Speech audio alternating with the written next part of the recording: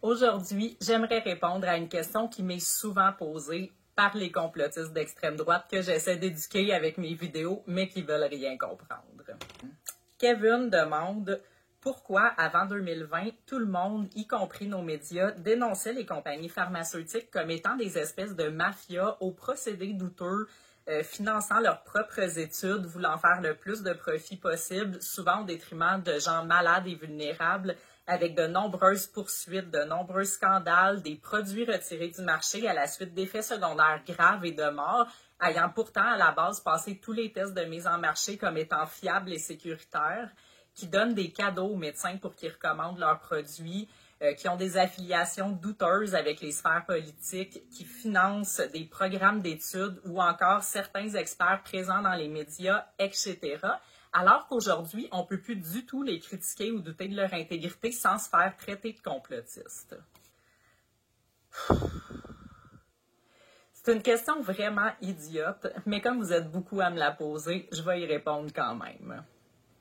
Oui, Kevin, c'est vrai tout ce que tu dis. Avant, les compagnies pharmaceutiques étaient effectivement juste des grosses corporations en quête de profit qui en avaient rien à cirer des gens puis qui tiraient même intérêt à les garder en mauvaise santé pour leur vendre plus de médicaments. Mais en 2020, il s'est passé quelque chose.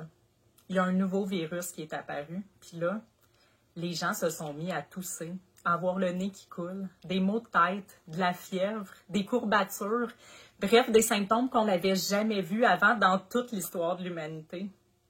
Puis là, les compagnies pharmaceutiques ont fait comme « Hey, ça marche plus, là. » Faire du cash sur le dos d'enfants malades, de cancéreux, de gens qui ont le sida, de gens qui souffrent de maladies mentales, OK.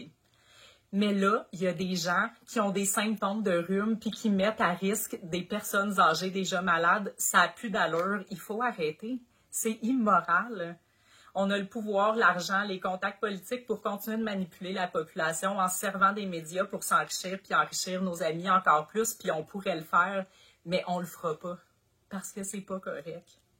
À la place, on va travailler bénévolement à inventer un miraculeux vaccin par bonté de cœur pour sauver l'humanité parce que c'est la bonne chose à faire puis qu'on aime les gens. Puis c'est comme ça qu'ils se sont transformés en véritables anges de lumière. On critique pas les anges de lumière, Kevin. Non.